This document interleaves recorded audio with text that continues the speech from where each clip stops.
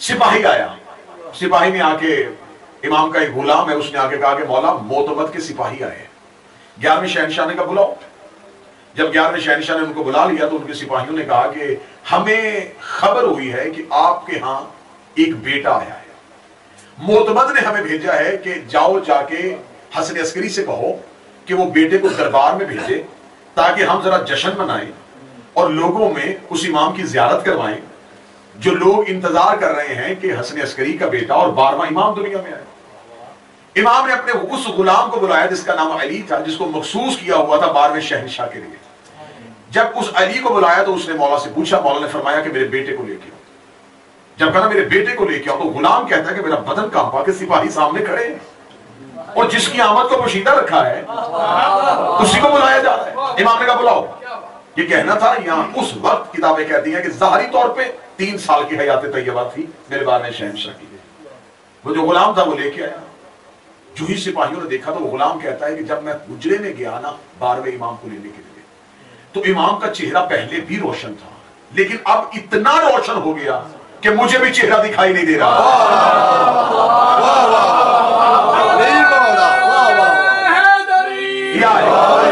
चेहरा इमामत इतना रोशन हो गया कि गुलाम कहता है कि मेरे शहनशाह के रुखसारे मुबारक पे जो एक तिल था वो चांद की तरह चमका।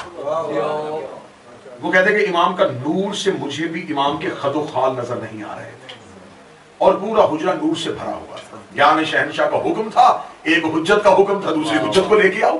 वो कहते मैंने हाथों में उठाया, जो ही उठाया तो इमाम ने कहा जाओ इन्हें दरबार में ले जाओ। गुलाम कहता मेरा बदन फिर कांपा कि दुश्मन और जालिम तरीन बादशाह जिसने इमाम का रास्ता रोकने के इतने इंतजाम किए कि रोजाना इमाम के घर में छापा और जासूसी होती थी, उसी के दरबार में भेज रहे। मौला फरमाया जाओ ले जाओ। गुलाम कहता उसकी रवायत आगे चलते हैं जो अबू दियान ने रावी उसने रवायत की है। वो कहता जब मैं इमाम को लेकर सामरा की गली में आया ना 12वें शहनशाह को, तो कहता उस वक्त सामरा में शाम थी। जो ही मैंने पहला कदम बाजार में रखा तो सामरा में दिन तलू हो गया। रात का सामरा दिन की रोशनी में चमक उठा। जिसे याद है कि जब 17 रबीउल अव्वल को इन्हीं के नाना आए थे तो वो कहते हैं कि कैसर और किसरा के किंगरे गिर गए थे, आतिश फारस ठंडी हो गई थी और शाम के महल मदीने से दिखाई दे रहे थे। वो कहते जो ही मैं लेके 12वें शहनशाह को बाजार में आया तो ऐसे सामरा में जैसे दिन तुलू हो गया, लोग दुकानें छोड़ के भागे। ये क्या हुआ? शाम के वक्त सूरज और सूरज भी जमीन पे।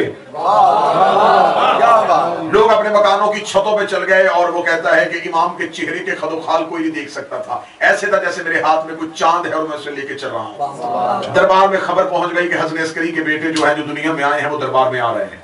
दरबार खचाखच भर गया, दरबार में रश हो गया। गुलाम कहता है कि मैं अपने शहनशाह को लेकर जब दरबार में पहुंचा तो दरबार में सिपाही खड़े थे। एक दफा तो मोतमद जलालत इमाम के साथ तख्त से उठ के खड़ा हुआ, दुश्मन एहतराम में उठ के खड़ा हो गया। जलालत इमाम के साथ एहतराम में उठ के खड़ा हुआ। वो कहता जो ही मैं एहतराम में उठ के खड़ा हुआ, गुलाम कहता है कि पूरे दरबार में खामोशी तारी हो गई, नूर दरबार जगमगा उठा। या एक वजीर ने आके मोतमद के कान में कोई बात कही, उसे कहा सिपाहियों से कोई तलवारें निकालो और जल्दी से कत्ल करो। जिसका इंतजार कर रहा था आज वो मेरे महल में आ गया, जल्दी से कत्ल करो। अब दयान रवायत करता है कि जो ही सिपाही बढ़े और उन्होंने कब्ज़ाए तलवार पे हाथ रखा था कि तलवार न्याम से खींचे, जिसका हाथ जहां था वही रुक गया और कोई भी अपनी तलवार को न्याम से खींच नहीं सकता था। मोतमद तख्त में बैठा, इसने मंजर देखा, इसने कहा अच्छा, और इसने एक गुस्ताखाना जुमला कहा, इसने कहा इसका बाप भी जादू करता था, ये भी ऐसे ही करता है कि जादू के जरिए मेरे सिपाहियों के हाथ रोक दिए। इसने अपने गुलाम से कहा जा खजाने से वो तलवार लेके आ जो मैंने महफूज रखी है, जिसपे किसी जादू का असर नहीं होता। जो ही तलवार दरबार में आई, इसने तलवार के म्यान पे हाथ रखा और इसका हाथ भी वहीं रुक गया। हाथ का रुकना था तो इसने देखा कि इंसानियत तो आजिज आ गई है। इसने कहा जल्दी जाओ, जाके वो जो हमने दरबार में शेर महफूज किए हुए हैं उन्हें दरबार में लेके आओ, क्योंकि इंसानों पे तो असर हो गया है, अब मैं देखूंगा जानवरों पे कैसे असर होगा। इसके अस्तबल से 3 शेर लाए, 2 जवान और 1 बूढ़ा। जो ही दरबार में आए, दरबार में आना था या उस गुलाम को मोतमद ने कहा जल्दी कर इस बच्चे को जमीन पे उतार। वो कहता मेरा बदन फिर थर थर कांपा कि 11वें मौला ने मुझे अमानत दे के भेजी है, मैं इमाम को जमीन पे कैसे उतारूं? या 12वें शहनशाह ने मेरा चेहरा देखेगा, मैं नहीं कह रहा मुझे जमीन पे उतार दे। इतना میں نے شیروں کے سامنے امام کو یوں زمین پہ اتارا، 3 شیر دھاڑتے ہوئے دربار میں، پورے دربار میں خاموشی طاری ہو گئی کہ اب درندوں پہ کون سا جادو ہوگا، اب درندوں پہ کون سا علم غیب ہوگا۔ جو ہی امام کے سامنے آنا تھا، تینوں شیروں نے امام سے چند قدم کے فاصلے پہ اپنی پیشانیوں کو زمین پہ رگڑنا شروع کر دیا۔ امام ان کے سامنے ایسے بیٹھ کے جیسے کوفے کے ممبر میں ممبر سروری بیٹھتا تھا، امام ایسے بیٹھ کے جیسے علی امیر الطاہرین بیٹھتے تھے۔ اس شیر نے جو سب سے بوڑھا تھا، اس نے اپنا منہ آسمان کی طرف کیا اور آسمان کی طرف اشہد ان لا الہ الا اللہ، اشہد ان محمد رسول اللہ، اشہد ان علی ولی اللہ، واشہد ان انت حجت اللہ۔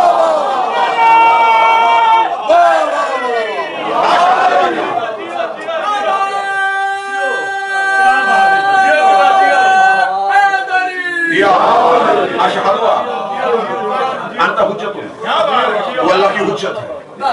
اب یہ تھی 12ویں کی غدیر۔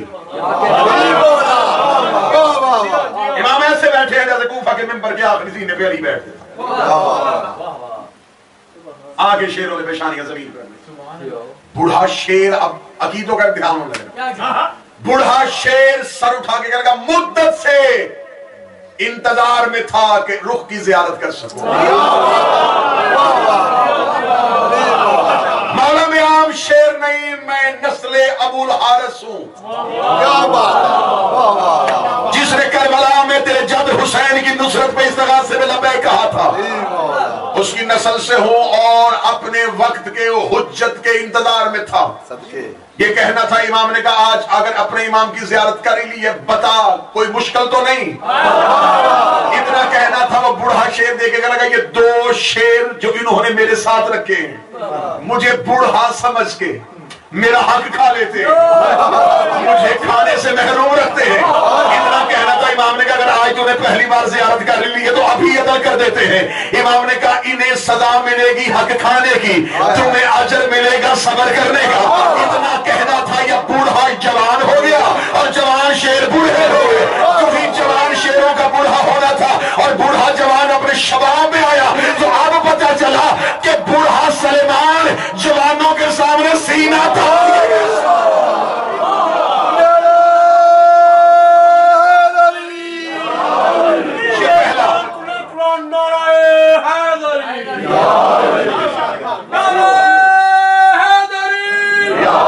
یہ غیبت نعمانی اور غیبت توسی میں اس واقعے کو مذکور کیا گیا۔ یہ پہلا واقعہ ہے جو امام کی امامت کا دربار میں عملی مظاہرہ ہو۔